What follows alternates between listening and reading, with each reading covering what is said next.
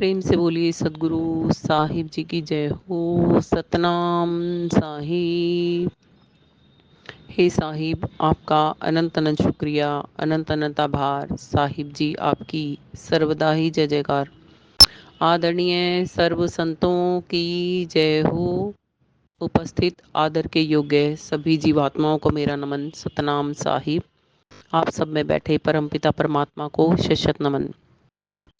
आज हम श्री गीता के अनुसार आत्मज्ञान और परमात्म ज्ञान को जानेंगे। साथ में ही ये भी जानेंगे कि मन काल भ्रम कैसे किस रूप में हमारे साथ रहता है। श्री गीता के अध्याय 2 के श्लोक 23 में श्री कृष्ण जी कहते हैं कि नैनम छिदंती शस्त्राणि नैनम दहति पावके न चैनम क्लेदंती यापो न शोष्यति मारुते। इस दोहे के माध्यम से श्री कृष्ण जी हमें बता रहे हैं कि यह जो हम आत्मा है, इसको ना ही कोई शस्त्र काट सकता है, ना ही अग्नि जला सकती है, ना ही जल गला सकता है और ना ही वायु सुखा सकती है। श्री कृष्ण जी अध्याय 2 के श्लोक 24 में फिर से फरमाते हैं कि आत्मा अछेद्य है, अक्लेद्य है, अदेह्य है, अशोध्य है। निश्चय ही यह आत्मा नित्य है, सर्वव्यापी है, अचल है, स्थिर है और सनातन है।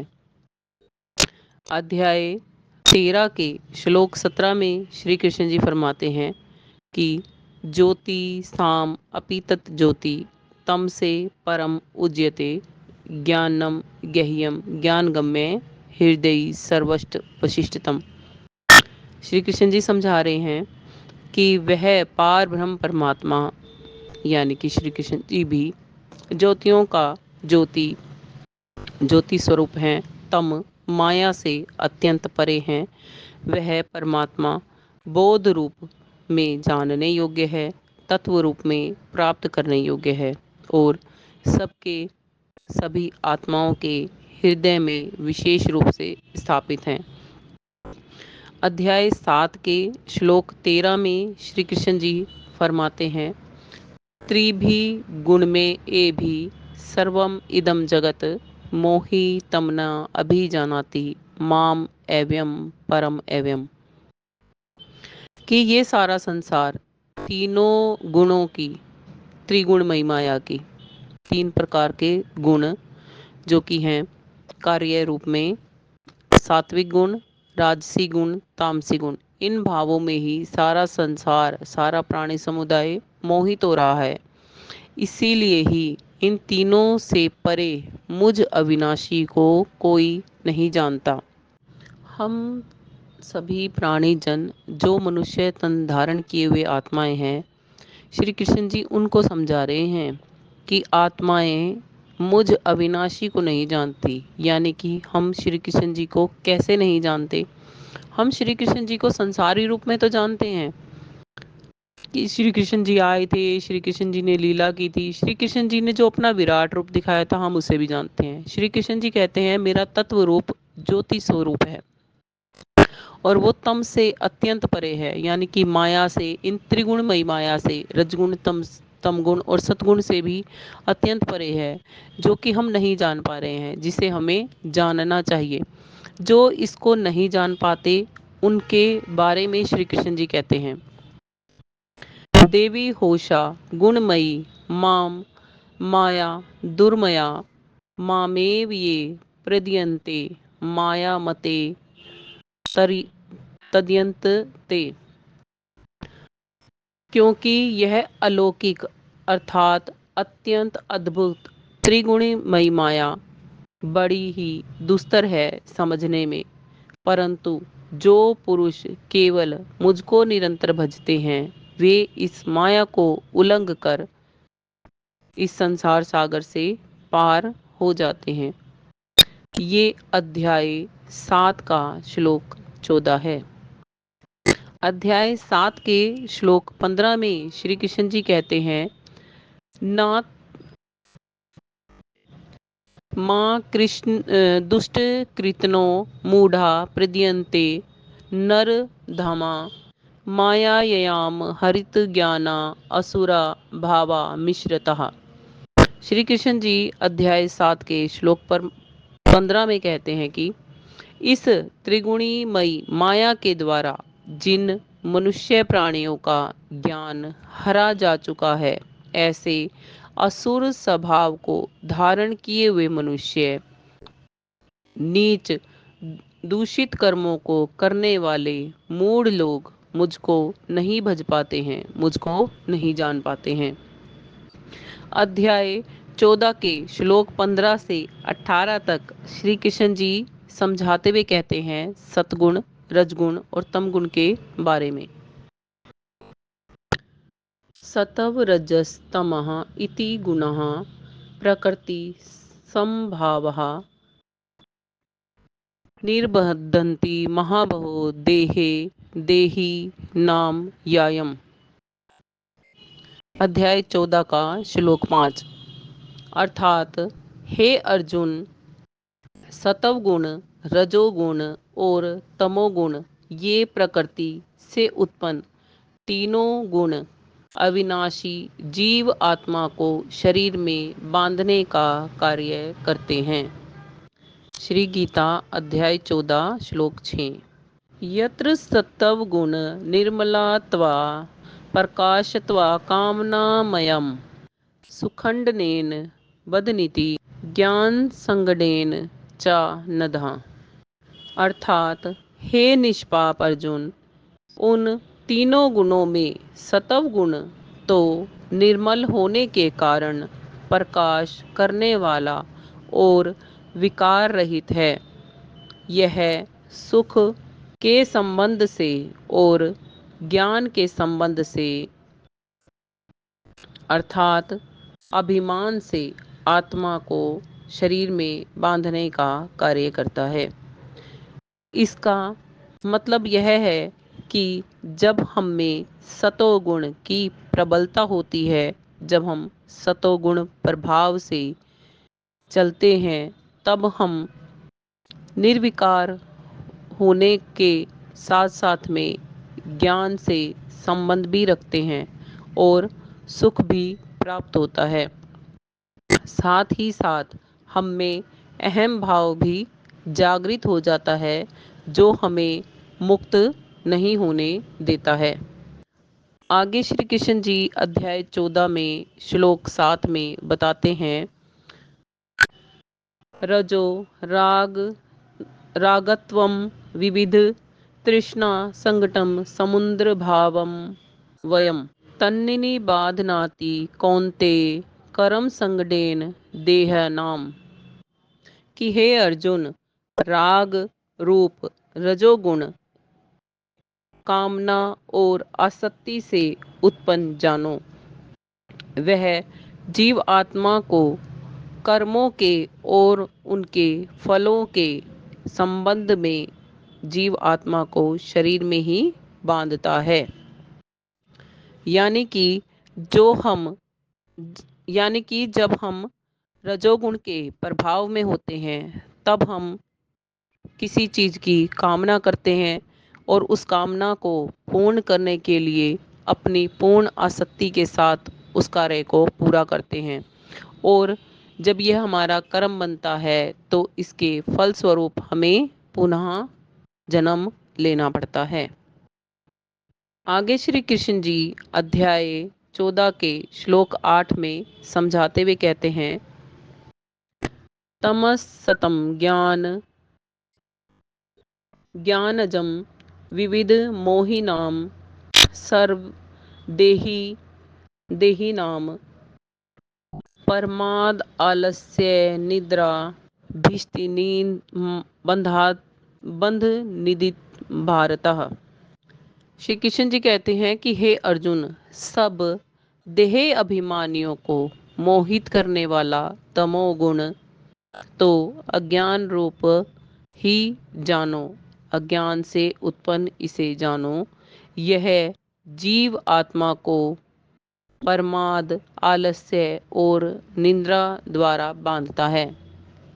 यानी कि श्री कृष्ण जी इसमें हमें समझाना चाहते हैं कि जब हम रजोगुण और सतोगुण से प्रभावित होते हैं तो हम में तमोगुण भी हावी हो जाता है, जो कि अहम से आता है, जिसके कारण हम क्रोध में भी आ जाते हैं, आलस्य में भी आ जाते हैं और निद्रा भाव में भी चले जाते हैं, जो कि हमारे अनमोल समय को संसार में ही खर्च करवाता रहता है। यह भी हमारे शरीर के साथ में ही हमें बांधने का कार्य करते हैं। अध्याय 15 के श्लोक 4 में और श्लोक 20 में श्री कृष्ण जी एक जैसी ही बात दो बार कह रहे हैं। तत्पदम तत्परिमार्गी तव्यम यस्मिनागता न निर्वर्तन्ति भुवः तमेव चास्त्र पुरुषम प्रदीयन्ते यतः प्रवृत्ति प्रसितः पुराणी। श्री कृष्ण जी अध्याय 15 के श्लोक 4 में बताते हैं कि यह परम पद जो कि ज्योति स्वरूप है, वह परम पद परमेश्वर को भली भांति मिला सकता है, जिसे कि हमें खोजना चाहिए, जिसमें गए हुए मनुष्य, जिस उस प्रकाश में गए हुए मनुष्य फिर संसार सागर में पुनः लौटकर नहीं आते, और जिस परमेश्वर से इस पुरातन संसार वृक्ष की प्रवृत्ति विस्तार हुआ है, उस आदि अनादि पुरुष नारायण की स्वयं मैं भी शरण में हूँ। यानी कि श्री कृष्ण जी स्वयं को भी परम पिता परमात्मा परमेश्वर की शरण में बता रहे हैं। अध्याय 15 के श्लोक 20 में श्री कृष्ण जी श्री गीता के माध्यम से हमें बता रहे हैं कि ये कितना गूढ़ ज्ञान है। इति गूढ़तम शास्त्र मिदि मुक्ति नाम मयाध्य वेदत बुद्धित्वा बुद्धि मानस्यः कृतः कृतश्च भारत है। श्री कृष्ण जी कहते हैं कि हे निष्पाप अर्जुन, इस प्रकार यह अति रहस्यमयी गुप्त गोपनीय शास्त्र मेरे द्वारा कहा गया है, जिसको तत्व से जानकर मनुष्य ज्ञानवान और कृतार्थ हो सकता है। जो प्राणी समुदाय श्री कृष्ण जी को तत्व रूप में जानते हैं और ज्ञान रूप में प्राप्त करते हैं, वे ही संसार सागर से पार हो पाते हैं। अध्याय 4 के श्लोक 34 से 39 तक में श्री कृष्ण जी कहते हैं कि ये आत्मज्ञान पाने के लिए हमें कहाँ जाना होगा। आज मनुष्य संसार में समाज में कौन इस ज्ञान को हमें दे सकते हैं, ये सब श्री कृष्ण जी हमें बताते हैं। और इस ज्ञान को प्राप्त करके हम फिर कैसे मुक्ति को प्राप्त कर सकते हैं, यह भी श्री कृष्ण जी बताते हैं। अध्याय 4 के श्लोक 34 से 39 तक में श्री कृष्ण जी कहते हैं कि हे अर्जुन, इस ज्ञान को संसार में जिस भी मनुष्य प्राणी ने पाना है, उसे तत्वदर्शी संतों की, तत्वदर्शी ज्ञानियों के शरण में जाना पड़ेगा, उनके पास जाना पड़ेगा। उनके पास जाकर समझकर और भली भांति उनको दंडवत प्रणाम करने से, उनकी सेवा करने से और मन के अंदर के कपट को छोड़कर सरलता पूर्वक प्रश्न करने से वे आपको परमात्म तत्व और आत्म तत्व का भली भांति बोध करा देंगे, जो कि भली भांति खुद भी जानने वाले ज्ञानी हैं। वे महात्मा आपको उस तत्व ज्ञान का उपदेश करा देंगे, जिसको प्राप्त करके जिसे जानकर, जिसे प्राप्त करके फिर इस प्रकार मोह को व्याप्त नहीं होंगे। यानी कि हम जो संसार में मोह में पड़े रहते हैं, फिर हम उस मोह को हटाकर प्रेम के साथ सभी संसारियों के साथ भी रहने लगेंगे, जैसे संत जन रहते हैं। मोह को प्राप्त नहीं होंगे। तथा हे अर्जुन, जिस ज्ञान के द्वारा तू सर्व संपूर्ण भूतों को निशेष भाव से पहले अपने आप में और फिर सच्चिदानंद घन परमात्मा में ही देखेगा। जब हम मोह में ग्रसित होते हैं तब हम केवल अपने बारे में ही सोचते हैं, अपने परिवार के बारे में सोचते हैं। हमें बाहर की दुनिया से कोई मतलब नहीं होता। तो श्री कृष्ण जी इस बात से हमें समझा रहे हैं कि जब हम मोह को त्याग पाएंगे, जब तत्वदर्शी संतों से ज्ञान प्राप्त कर लेंगे तो, और जब मोह त्यागेंगे तो हम उस ज्ञान धारा में आ जाएंगे, जिससे कि जितने भी संसार में प्राणी हैं, आत्माएं हैं, उन्हें हम पहले अपने में महसूस करेंगे कि ये भी प्राणी आत्माएं हमारे के जैसी ही हैं, और फिर हम उन्हें परमात्मा के अंश रूप में स्वीकार करके परमात्मा में ही देखेंगे।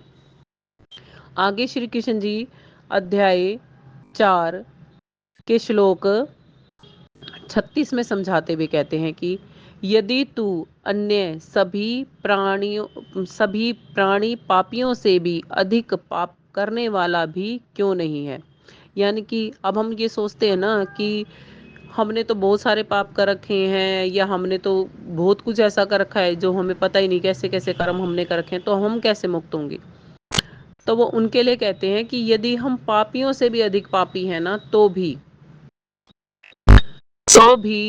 उस ज्ञान को प्राप्त करके उस ज्ञान रूपी नौका में बैठकर निसंदेह संपूर्ण पापों से परे कर देगा ये ज्ञान, और समुन्दर में नौका की भांति आपको तैराकर पार ले जाएगा। श्री कृष्ण जी अध्याय 4 के श्लोक 37 में समझाते हुए कहते हैं कि हे अर्जुन, ये होगा कैसे।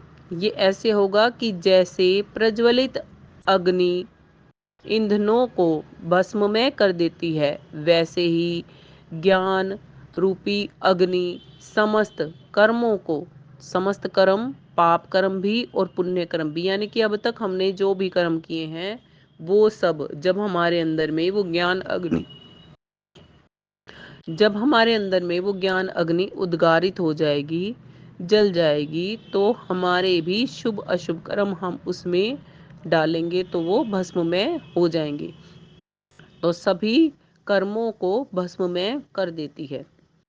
आगे बताते हैं श्री कृष्ण जी अध्याय 4 के श्लोक 38 में कहते हैं कि इस संसार में आत्मज्ञान और परमात्म ज्ञान के समान पवित्र ज्ञान और कोई नहीं है। निसंदेह इससे पवित्र और कुछ भी नहीं है, क्योंकि आत्मा भी अविनाशी है और परमात्मा भी अविनाशी है। बाकी समस्त संसार तो जो पंच भूतों से, पंच प्रकृति से बना है, धरती, आकाश, वायु, अग्नि, जल, जो भी कुछ इनसे बना है और 3 गुणों से बना है, वे सब कुछ तो नष्ट हो जाने वाला ही है। इसमें नष्ट जो नहीं होगा वो श्री कृष्ण जी ने पहले ही बताया है। जब हमने ये शुरू किया था तब उन्होंने कहा था कि आत्मा ही है जो अजन्मा है, जो मरती नहीं है, मगर कर्मा अनुसार तन धारण करती और छोड़ती है। अब कर्मानुसार जब हम तन धारण कर और छोड़ रहे हैं, तो श्री कृष्ण जी हमें ये भी समझा रहे हैं कि सभी शुभ अशुभ कर्मों को जब हम दगद कर देंगे, भस्ममय कर देंगे, तो हमें तन धारण करने और छोड़ने भी नहीं पड़ेंगे। निसंदेह हम मुक्त हो जाएंगे, क्योंकि ये इतना पवित्र ज्ञान है जिसे हम प्राप्त कर लेंगे, उसके बाद हमें संसार सागर में वापस नहीं आना पड़ेगा। इस ज्ञान को अनेक ही काल, कितने ही काल से कर्म योग के द्वारा शुद्ध अंतःकरण हुआ मनुष्य अपने आप में ही परमात्मा में मिला हुआ पाता है, यानी कि परमात्मा में मिल जाता है। जो ये ज्ञान है ये आज का नहीं, ये अनंत कालों से चल रहा है। और जो इस ज्ञान को इस तरीके से पा जाता है कि ज्ञान अग्नि उद्गारित करना सीख जाता है, ब्रह्म अग्नि उद्गारित करना सीख जाता है और अपने शुभ अशुभ कर्मों को ज्ञान अग्नि में दग्ध कर देता है, तो वो कर्म योग कहलाता है। और यही शुद्ध अंतःकरण जब हमारा कर देता है तब हम परमात्मा में पूर्ण रूप से मिल जाते हैं। आगे श्री कृष्ण जी अध्याय 4 के श्लोक 39 में हमें समझाते हुए कहते हैं, हे जितेंद्रिय साधन प्राणाए और श्रद्धावान मनुष्य इस ज्ञान को प्राप्त होता है तथा ज्ञान को प्राप्त करके वह बिना विलंब के भगवत प्राप्ति और परम शांति को प्राप्त करने में लग जाता है।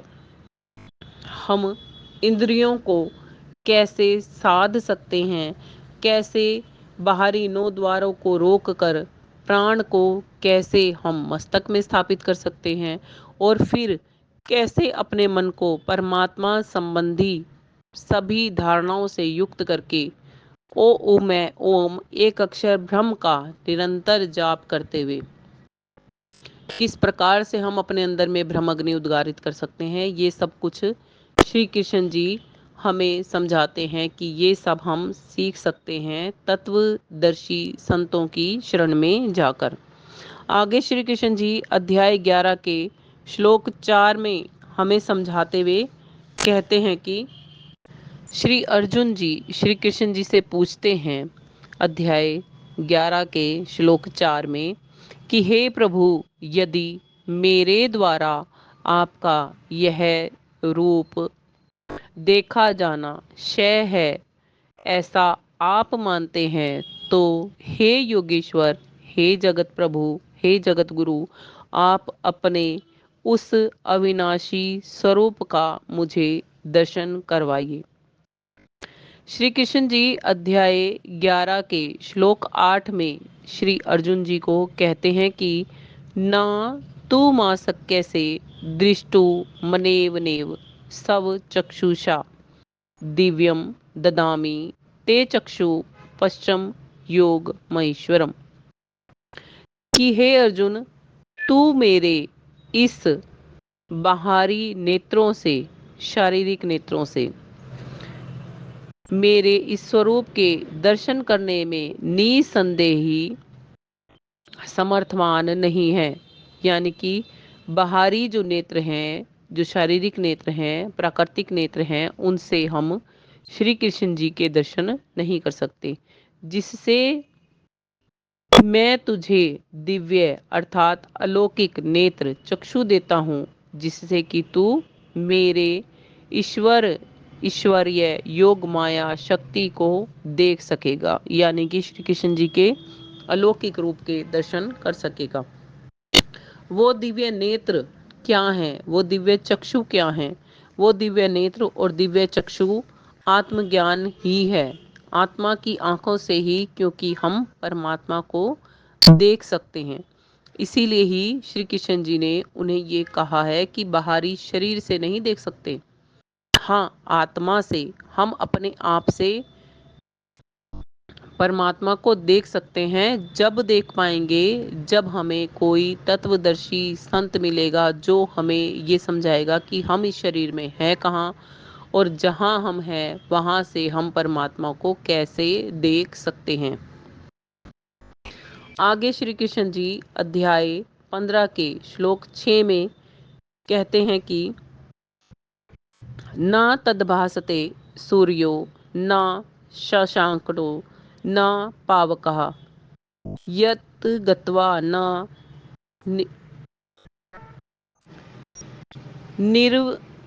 निर्विद्यन्ते तद्धामा परम मम।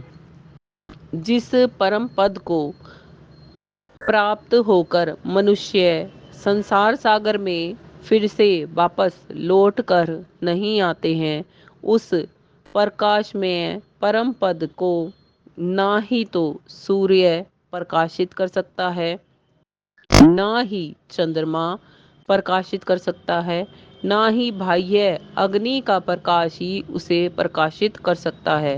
वह स्वयंमेव प्रकाश है और वही मेरा परम धाम भी है। श्री कृष्ण जी अध्याय 8 के श्लोक 12 और 13 में कहते हैं कि हे अर्जुन, बाहरी सभी इंद्रियों के द्वारों को रोककर मन को मन के हृदय में स्थिर करके, इंद्रियों जब बाहरी हमारे सभी द्वार रुक जाएंगे और मन को हम हृदय में स्थापित कर लेंगे, तो फिर उस जीते हुए मन के द्वारा प्राणों को मस्तक में स्थापित करके जो मनुष्य ओम इस एक अक्षर ब्रह्म रूप को परमात्मा संबंधी सभी धारणाओं से योग धारण करके युक्त करता है और युक्त हो करके व्यावहारिक रूप से, प्रैक्टिकल रूप से मेरे सुमरण में लगता है और मेरा सुमरण करते हुए शरीर को त्यागता है, वह मनुष्य परम गति परम पद को प्राप्त होता है। तो ये हम कहाँ पर जाकर सीख सकते हैं? ये हम केवल, जैसे श्री कृष्ण जी ने बताया ना, तत्वदर्शी संतों की शरण में जाके सीख सकते हैं। तो ये हमें वहीं पर जाकर सीखना होगा। अब जो हम संसार में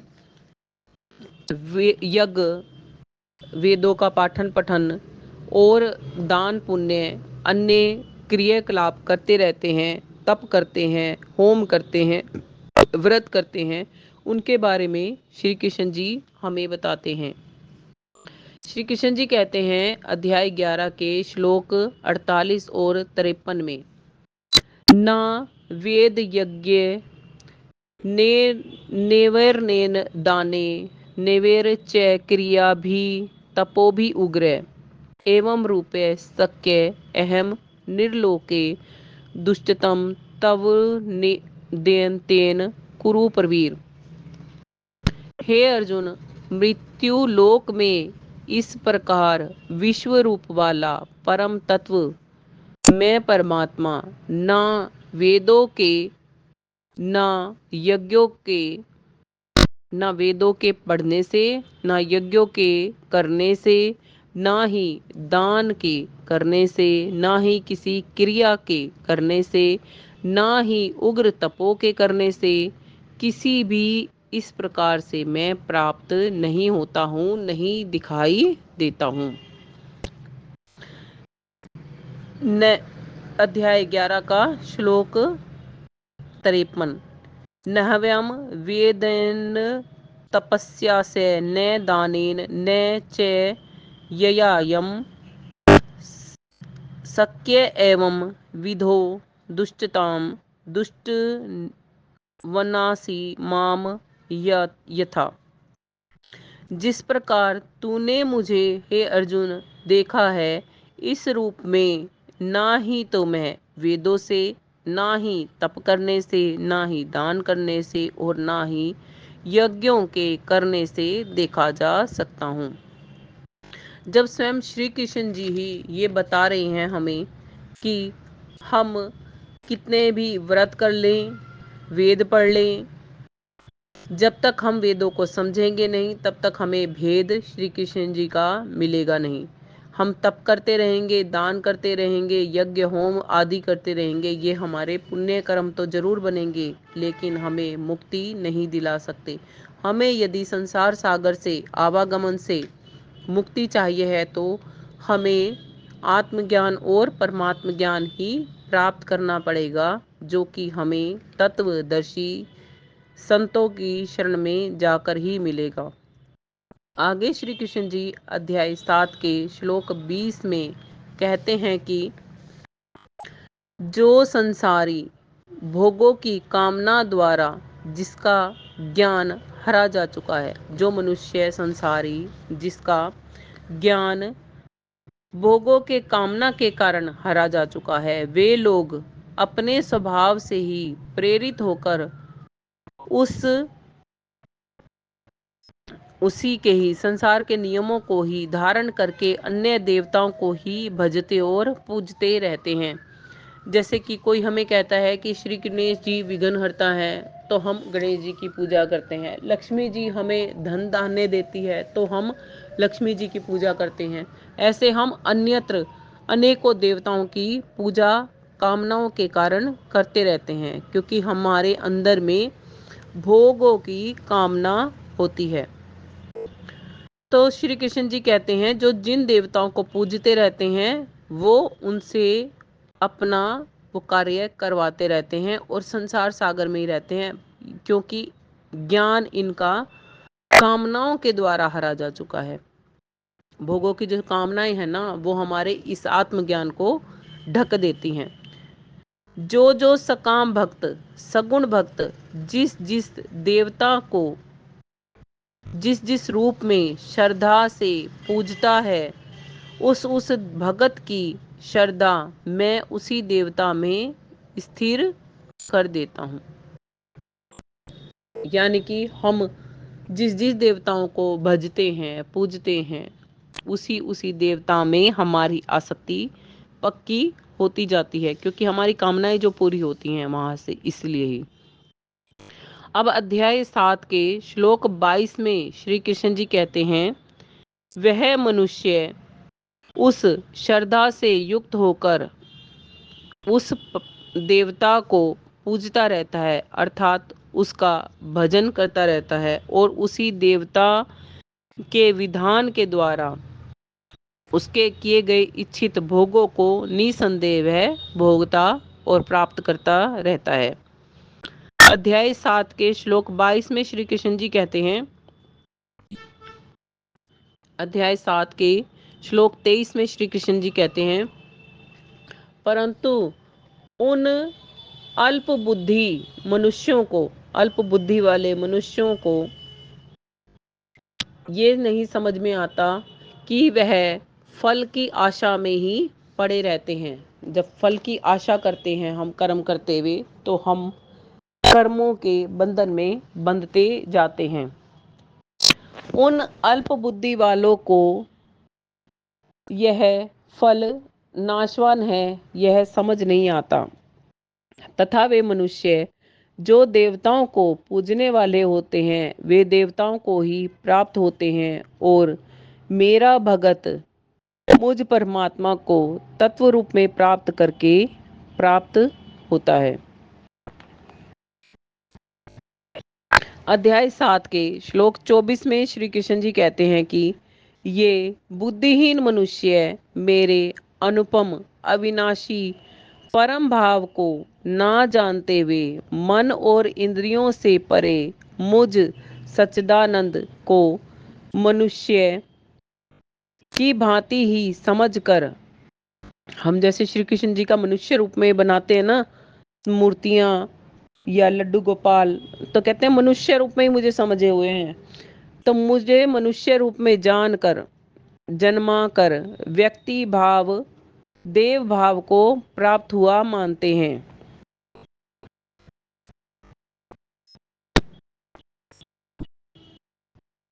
और वो यह भूल जाते हैं कि परमात्मा तो ज्योति स्वरूप है। ज्योतिषाम अपि तत् ज्योति तम से परम उज्यते ज्ञानम ज्ञेयम ज्ञान गम्य हृदय सर्वस्वशिष्टम। जब श्री कृष्ण जी ही हमें ये समझा रहे हैं कि मैं ज्योतियों का भी ज्योति हूँ, अंधकार से तम से माया से त्रिगुणमयी माया से अत्यंत परे हूँ, तत्व रूप में प्राप्त करने योग्य हूँ और ज्ञान रूप में जानने योग्य हूँ। जो मनुष्य इस प्रकार श्री कृष्ण जी को नहीं जान पाते हैं और जो बाहरी इंद्रियों के 9 द्वारों को रोक कर हृदय में मन को स्थापित करके और प्राणों को मस्तक में स्थापित करके नहीं रख पाते हैं, परमात्मा संबंधी सभी धारणाओं से युक्त जो मनुष्य नहीं हो पाते हैं, वे भगवत प्राप्ति परमात्मा प्राप्ति भी नहीं कर पाते हैं। योग माया से छिपा हुआ आत्मज्ञान और मैं सबके अंदर ही हैं, फिर भी किसी को भी दिखाई नहीं देते। ये श्री कृष्ण जी कहते हैं अध्याय 7 के श्लोक 25 में। सभी अज्ञानी जन समुदाय जन्म रहित अविनाशी आत्मा को और परमात्मा को नहीं जानते। यानी कि हम आत्माएं स्वयं ही इस माया के वश में इतना खुद को डुबा चुके हैं कि इस माया का आवरण हम पे इतना छा चुका है कि हम स्वयं को भी भूल गए हैं और परमात्मा को भी नहीं जान पा रहे हैं, क्योंकि परमात्मा भी तो हम में ही बसता है। श्री कृष्ण जी अध्याय 7 के श्लोक 26 में कहते हैं कि हे अर्जुन, पूर्व में बीते हुए और वर्तमान में स्थित तथा आगे आने वाले भविष्य में सभी भूतों को मैं मन काल जानता हूँ, परंतु तुम नहीं जानते। श्री कृष्ण जी हमें बता रहे हैं कि वो सब कुछ जानने वाले हैं, यानी कि त्रिकालदर्शी हैं। और हम क्यों नहीं जान पाते? क्योंकि हम स्वयं श्री कृष्ण जी को भी नहीं जानते हैं। ये ज्ञान हमें बताता है कि हमें आत्मज्ञान पाना चाहिए, हमें परमात्म ज्ञान पाना चाहिए। हमें समझना चाहिए कि हम कैसे इस संसार सागर में फंसे हुए हैं। हम अविनाशी होने के बाद भी तनों को धारण कर और छोड़ रहे हैं, जन्म मरण के भारी कष्टों को भोग रहे हैं। यदि हम नहीं चाहते हैं कि हम जन्म मरण के भारी दुख त्रास सहें, हम चाहते हैं आनंदमयी जीवन जीना और आनंदमयी परमात्मा को प्राप्त कर लेना, तो हमें निसंदेही तत्वदर्शी संतों की शरण धारण करनी पड़ेगी और श्रद्धा भाव से उनकी सेवा करनी पड़ेगी, जिसके कारण से वो हम पर प्रसन्न होकर हमें तत्व ज्ञान का बोध करा देंगे, जो कि श्री गीता में बताया गया है कि आत्मज्ञान प्राप्त करने के लिए हमें, परमात्म ज्ञान प्राप्त करने के लिए हमें तत्वदर्शी संतों की शरण में ही जाना पड़ेगा। उन्हें पहचानना पड़ेगा हमें कि कौन है। इस दुनिया में संत बने बहुत से लोग घूमते हैं, मगर हम ये जान ही नहीं पाते कि सच्चा तत्वदर्शी संतों वाला ज्ञान हमें कौन प्राप्त करवा सकता है। इसके लिए हमें आत्मज्ञान और परमात्म ज्ञान प्राप्त नहीं हो पाता है। हमें, जैसे हम स्कूल में जाते हैं और पता करते हैं कि किस स्कूल में पढ़ाई अच्छी हो रही है, फिर हम उस स्कूल में अपने बच्चे का एडमिशन कराते हैं, ऐसे ही वेदी संतों का भी भेद हमें जानना पड़ता है। तभी हमें पता लग पाता है कि असल में हम आत्मज्ञानी हैं भी या नहीं, या सामने वाला जो आत्मज्ञान और परमात्म ज्ञान हमें दे रहा है, हम वो प्राप्त कर सकते भी हैं या नहीं। इसी के साथ आज के सत्संग को यहीं विराम करते हैं। यदि आपको मेरा कुछ कहना या सुनना अनुचित लगा हो तो छोटा समझकर क्षमा कर दीजिएगा।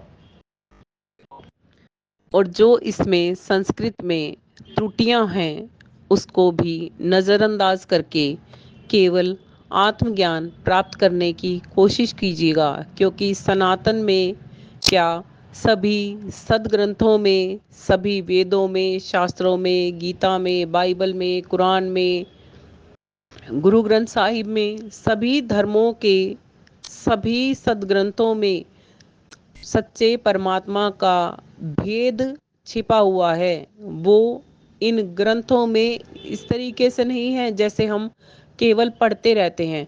इन ग्रंथों को जब हम समझेंगे, इनका भेद जानेंगे, तब हमें निश्चित ही परमात्मा की प्राप्ति जरूर हो जाएगी।